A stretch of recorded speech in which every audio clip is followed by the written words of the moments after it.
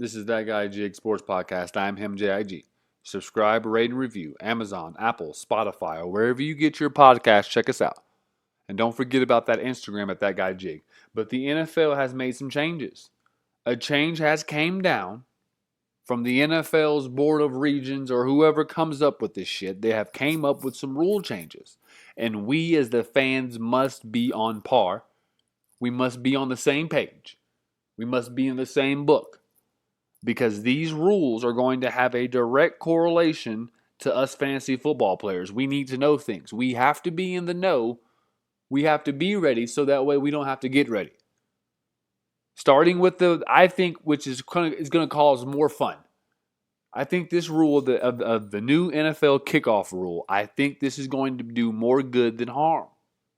We got to remember as fans that there was only 22% of all kickoffs that were returned last year. That means a whopping, 78%? 78% of all kickoffs were touchbacks. This new kickoff rule will incentivize kickoff returns. It has saved a dying part of the game because when teams have a kicker with a big leg, they just kick it out the back of the end zone. Meanwhile, we the fan, we don't get to see Devin Hester. We don't get to see Dante Hall, Cordero Patterson. We don't get to see these guys anymore return kicks, which is a part of the game, because the new strategy is if you can't stop them, just kick it out the back of the end zone. Well, this is going to alleviate that to an extent. I think some teams will still just say, screw it, kick it out the back of the end zone. They can have the ball at the 30. We are not going to risk a big return. So I'm just going to breeze. I'm not going to Drew Brees through this, but I'm definitely going to let you know what's going on. So the ball is kicked from the same 35-yard line as it always is. The safety kick will also be from the same place as it always is. The new alignment is where things are going to get kind of crazy. Because if you've seen the XFL, then you know about the landing zone. The landing zone is the area between the receiving team's goal line and its 20-yard line. That means the ball must land there. They are trying to make the ball land inbounds for a return. Any kick that hits short of the landing zone is treated like a kick off out of bounds, and the ball will be spotted at the 40-yard line. Play would be blown dead as soon as the kick hits or lands short of the landing zone. That is huge. So if it's short of the landing zone, it's at the 40. This is going to get more exciting, guys. Any kick that hits in the landing zone must be returned. There are no more fair catches. There are no more signals. The play will be blown dead if someone does do a fair catch, I'm assuming. And then according penalties will be laid out.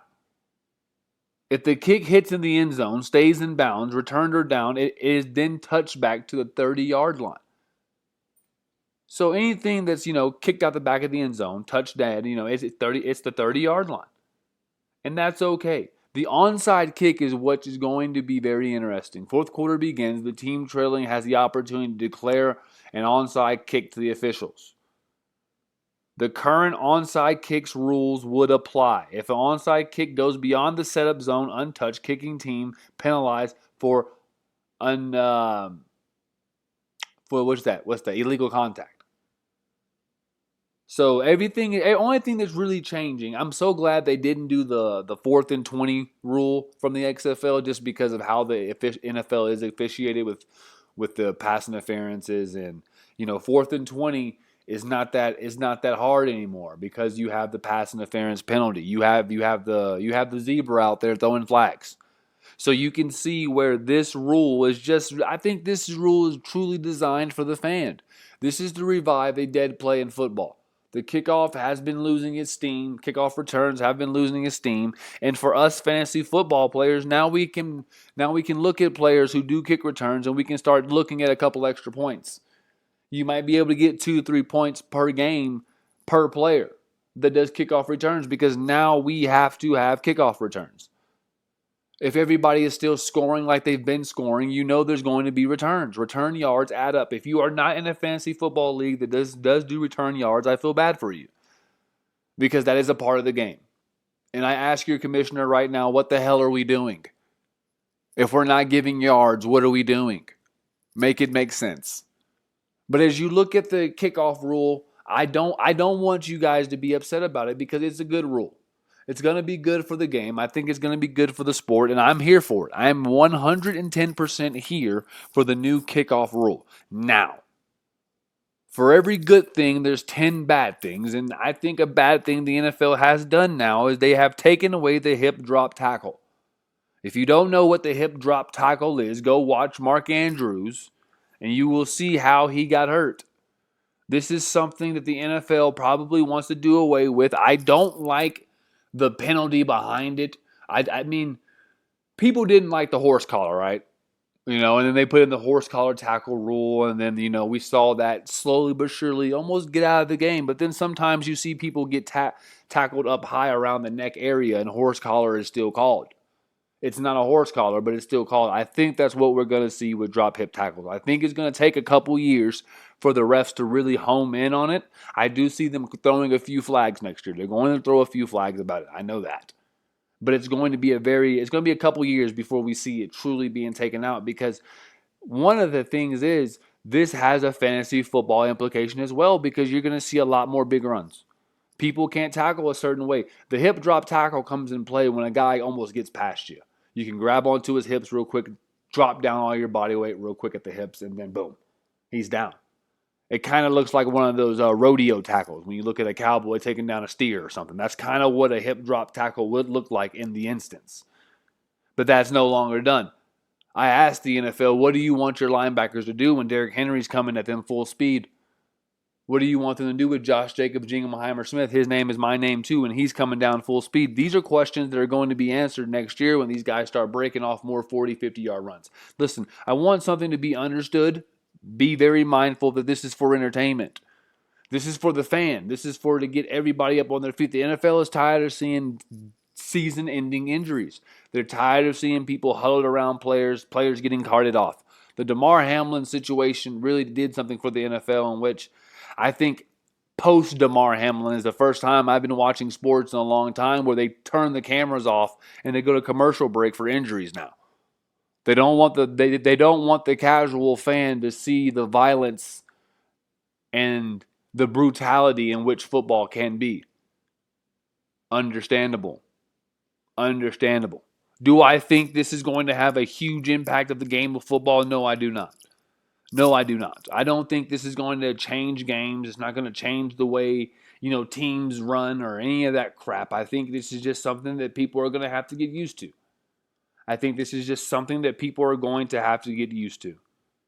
And just like everything else in the game of football, even, when you look at it back in the day, when people were literally clotheslining people, when they started first putting in rules and implementing these rules and standing on these rules, you heard the same thing. Oh, well, eventually it's going to be flag. Oh, people are soft.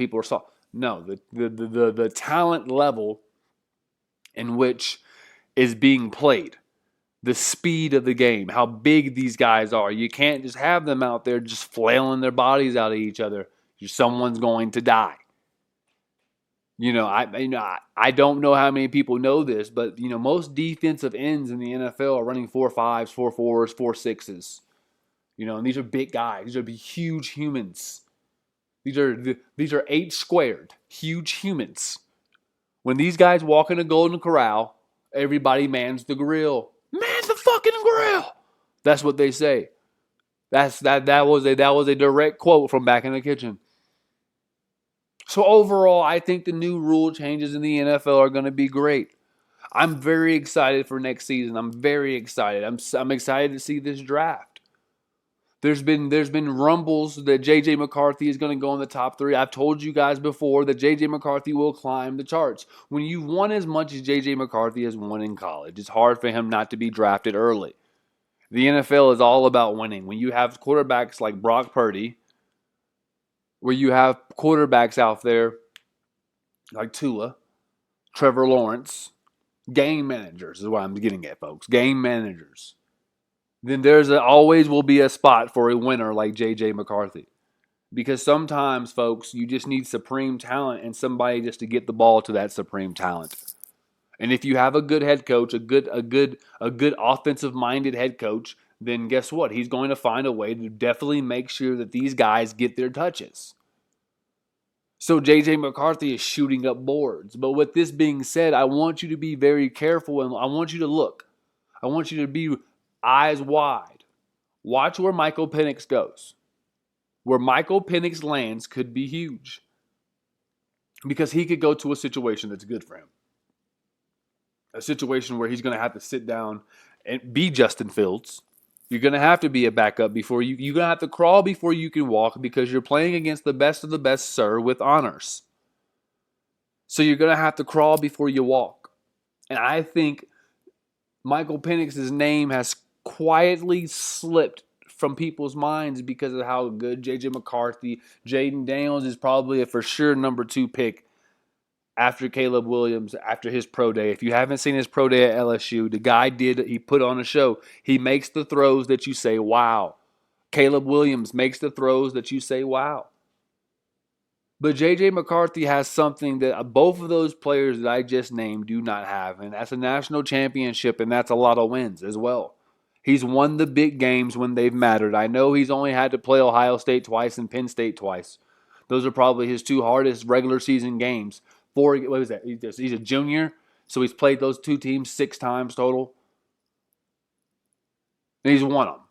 He's won the big games when they matter. Now, in the playoffs, we can say what we want. We can do what we want about the playoff film. But overall, you can't deny that this guy is a baller. He's a bona fide baller. Now, Bo Nix is another quarterback that I'm very interested in because Bo Nix played a lot of football. He played a lot of college ball. He played in the SEC. He played in the Pac-12. He balled. If it wasn't for Michael Penix and those 3 first-round wide receivers they have over there at Washington, Bo Nix probably would be going higher up people's boards. But he didn't, and here we are. And that is also a blessing because if Bo Nix can find himself in a situation where he's backing up a solid quarterback, where he can learn a system, where he's not just thrown into the fire, then he'll be all right. See, that's the thing about Bryce Young that I think people get, so messed up is because, I've heard a great quote by the great Steve Smith, and he said, even smart people look like dummies when they're surrounded by dumb people. And that's the case in point with Bryce Young. He's a smart guy, a good quarterback. He's just surrounded by a shitty organization. And this what brings up my next point of when Deion Sanders says Shador and Travis Hunter are not playing for certain teams. I understand where Deion's coming from. Because as a fan, we get so wrapped up in this guy sucks, this guy sucks, this guy's not good, he didn't do his job, he didn't do this. We forget about this. Some of these organizations have been bad since the beginning of time. Some of these organizations just can't get right. The Carolina Panthers ruined Cam Newton's career. And I'll say that until the day that I die. Because there will come a day where Cam Newton will get his flowers, but until that day, I will be the biggest advocate of Cam Newton and that the Carolina Panthers screwed that man. There's no reason that after his Super Bowl run, after his MVP run, you don't bring in more talent. His best receiver was a return specialist named Ted Ginn. Kelvin Benjamin looked like an offensive lineman the following year. Call me a liar. Look at the film. But my point about all of this is that there's certain franchises in the NFL that are just terrible. The Carolina Panthers are one of them. So I can name 4 franchises right now, the Carolina Panthers being one of them. I wouldn't want my son to be playing for the Tennessee Titans. I wouldn't want my son to play for the New York Jets. And I probably, last but not least, probably wouldn't want my son to play for the Denver Broncos. So, I don't know Coach Prime's teams that he doesn't want his son to play for, but I can probably guarantee you one of those teams is on that list. The Panthers are definitely another one of those teams I wouldn't want my son to play for because you just don't know. Pretty much the whole NFC South. Because you just don't know what you're going to get out of that out of that whole thing. As of right now. Maybe not all the time, but as of right now, you just don't know what you're going to get. So that's why I understand where a guy like Coach Prime, Hall of Famer, has a gold jacket that he didn't buy. That's why I understand where a guy like that could come from because who knows more about these franchises than him? As he said, he has friends in the NFL still. He still knows people in the game. He knows what's going on. So I understand where he's coming from. But lastly, I want to talk about not only who I think will be the comeback player of the year, but I just love what the Pittsburgh Steelers are doing. This whole Mike Tomlin is out here dropping his nuts and he's showing you, I'm about to show y'all how to coach. I hit on this topic the last time we spoke. And that's the topic of these coaches aren't coaching anymore.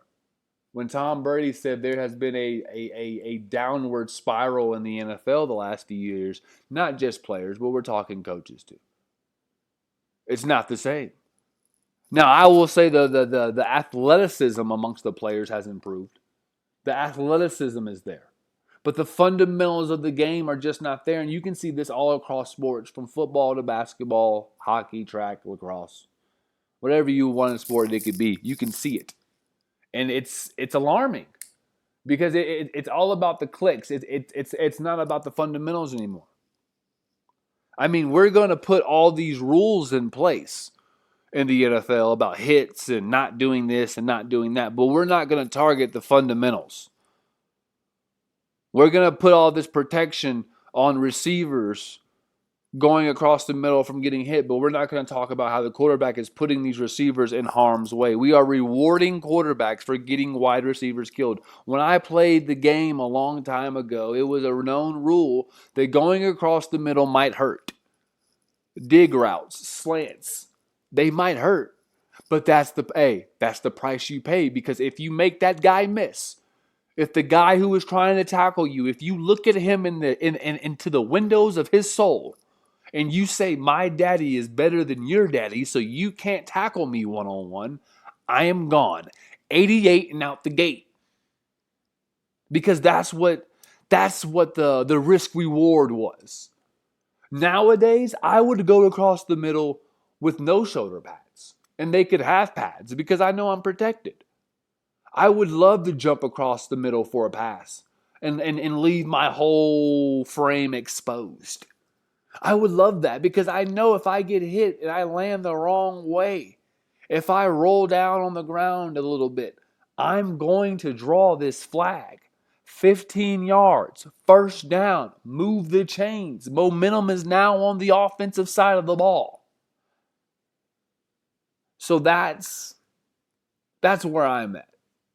I don't like how we change rules for unsuccessful shit.